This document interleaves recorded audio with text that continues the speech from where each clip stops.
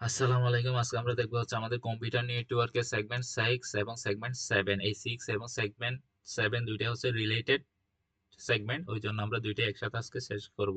First of all আমরা যে জিনিসটা জানবো সেটা হচ্ছে আমাদের কি ট্রান্সমিশন কন্ট্রোল প্রোটোকল জিনিসটা কি, ওই জিনিসটা আমাদের জানতে হবে।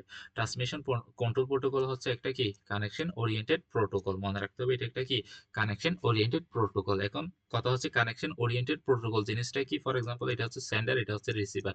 সেন্ডার থেকে রিসিভারে যাওয়ার জন্য একটা পাথ আছে, যে আমরা ডেডিকেটেড যে পাথটা সিলেক্ট করতেছি ওই পার্টটা দিয়ে আমরা ফার্স্ট অফ অল একটা মেসেজ হাই সেন্ড করব। হাই মেসেজটা সেন্ড করার পূর্বে আগে মেসেজটা সেন্ড করার আগে আমরা র্যান্ডম একটা মেসেজ সেন্ড করে দেখবো যে আমাদের এই চ্যানেলটার মধ্যে দিয়ে ডাটা কি হচ্ছে, সেন্ডার থেকে রিসিভারের মধ্যে কি হচ্ছে, ট্রান্সফার হচ্ছে কিনা। ওইটাকে বলা হচ্ছে কি কানেকশন ওরিয়েন্টেড প্রোটোকল। আর কানেকশন লেস প্রোটোকল হচ্ছে জাস্ট একটা প্যাকেট আসবে, সেন্ডার এটাকে জাস্ট যে কোনো ওয়ে কি কোথায় করবে, ট্রান্সফার করে দিবে। যে কোনো ওয়ে কোথায় যাবে, রিসিভারের কাছে যাবে, সেন্ডার থেকে রিসিভারের কাছে যাবে, যে কোনো কি মিডিয়ামের মধ্যে দিয়ে বা চ্যানেলের মধ্যে দিয়ে যাবে। এটা হচ্ছে কি কানেকশন লেস। কানেকশন ওরিয়েন্টেড হচ্ছে কি একটা নির্দিষ্ট চ্যানেলের মধ্যে দিয়ে। ফর এক্সাম্পল সেন্ডার থেকে রিসিভারের কাছে আমি মেসেজ পাঠাচ্ছি, এই জন্য হাই পাঠানোর পূর্বে আমি একটা কি র্যান্ডম মেসেজ পাঠাবো, যাতে কি এই চ্যানেলটা দিয়ে যাতে কি দেখতেছি আমরা, আমি দেখবো যে এই চ্যানেলের মধ্যে দিয়ে আমার মেসেজটা কি হচ্ছে কিনা, ট্রান্সফার হচ্ছে কিনা। এই জন্য র্যান্ডম একটা মেসেজ, ফর এক্সাম্পল একটা মেসেজ কি করছি আমরা সেন্ডার থেকে রিসিভারের কাছে এই চ্যানেলের মধ্যে দিয়ে পাঠিয়ে দেখছি যে কি রিসিভারের কাছে ডাটা ট্রান্সফার হচ্ছে কিনা। তারপর থেকে আমরা কি করতেছি,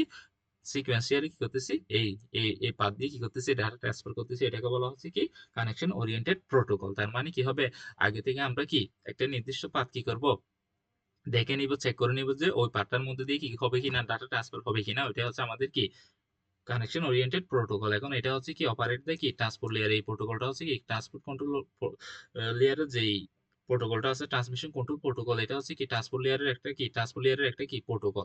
ট্রান্সপোর্ট লেয়ারের অনেকগুলো প্রোটোকল আছে, তার মধ্যে একটা হচ্ছে কি ট্রান্সমিশন কন্ট্রোল প্রোটোকল। এই ট্রান্সমিশন কন্ট্রোল প্রোটোকলের কাজটা হচ্ছে কি কি রিলায়েবিলিটি কি করা, চ্যানেল এই চ্যানেলটাকে কি করা নির্ভরযোগ্য করা, এবং কি করা অর্ডার করা, কি সিকোয়েন্সিয়াল অনুসারে কি করা, প্রথমে এস পাঠানো তারপর আই পাঠানো, এরকম কি অর্ডার করে কি করা, মেসেজটাকে ট্রান্সফার করা, পারলে কি করা ইরুটটা কি করা ডিটেক্ট করা। তারপরে এছাড়াও এখানে আর কিছু কি রয়েছে, এই ইন্টারনাল অ্যাপ্লিকেশন রয়েছে, এগুলো একটু জানতে হবে। এখন এইটার সার্ভিস কি কি দেয়, আমাদের যে ট্রান্সমিশন কন্ট্রোল প্রোটোকল যে সার্ভিসটা দেয় সেটা হচ্ছে কি রিলায়েবল ডাটা কি করতে হবে, ট্রান্সফার করতে হবে। রিলায়েবল ডাটা ট্রান্সফার করতে বোঝাচ্ছে কি নির্ভরযোগ্য একটা চ্যানেলের মধ্যে দিয়ে আমরা কি করবো, এরকম একটা নির্দিষ্ট পাথ বা চ্যানেলের মধ্যে দিয়ে কি করবো, ডাটাটা ট্রান্সফার করবো। তারপর হচ্ছে কি এটা কানেকশন ওরিয়েন্টেড কমিউনিকেশন, এটা অলরেডি আমরা বুঝতে পারছি। তারপর হচ্ছে কি ফুল ডুপ্লেক্স কি কমিউনিকেশন। তার মানে এখানে কি করা যাবে, একসাথে অনেকগুলা যখন আমরা কি করব কানেকশনটা এস্টাবলিশ করব, পাথটা এস্টাবলিশ করব, তারপর অনেকগুলো মেসেজ কি সেন্ডার থেকে রিসিভারের কাছে পাঠাতে পারবো, এবং রিসিভার থেকে সেন্ডারের কাছে একসাথে অনেকগুলা কাজ করতে পারবো। তারপর হচ্ছে ফলো এবং কনজেকশন কন্ট্রোল, এই জিনিসটা আমরা একটু পরে বুঝবো। এগুলো হচ্ছে কি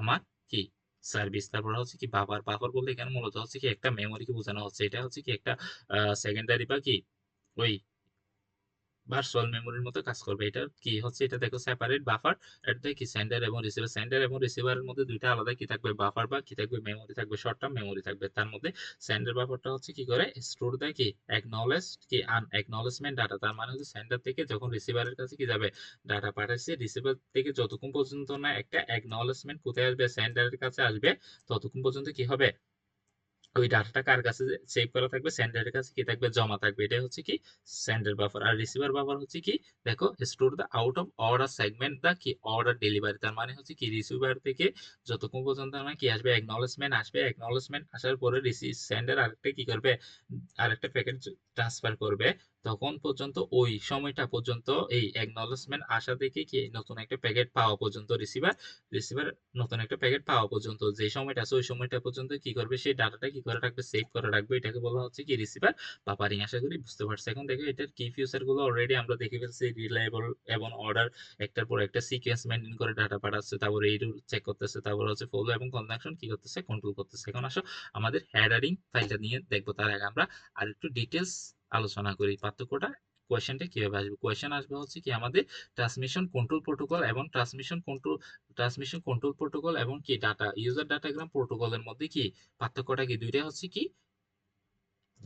কি প্রোটোকল, দুইটাই হচ্ছে কি ট্রান্সপোর্ট প্লেয়ারের প্রোটোকল হচ্ছে, একটা হচ্ছে ট্রান্সমিট কন্ট্রোল প্রোটোকল আর একটা হচ্ছে কি ইউজার ডাটাগ্রাম প্রোটোকল। এই দুইটার মধ্যে কি আসতে পারে, পার্থক্য আসতে পারে। ডিফারেন্সটা কি, এই কোয়েশ্চেনটা মাস্ট আসার মতো একটা কোয়েশ্চেন। এই জন্য আমরা ফার্স্ট অফ অল একটু দিয়ে ফেলি তাদের কম্পারিজন বা কি পার্থক্যটা একটু দেখি। ফার্স্ট অফ অল বলতেছি কি এই এটা হচ্ছে কি খুবই রিলায়েবল, হচ্ছে কি ট্রান্সমিশন কন্ট্রোল প্রোটোকলটা হচ্ছে কি রিলায়েবল। রিলায়েবল হচ্ছে নির্ভরযোগ্য, কি বলছিলাম আমি, এটা হচ্ছে কি আনরিলায়েবল একটা কি সিস্টেম। বুঝতে পারছো? এখন কি করছি,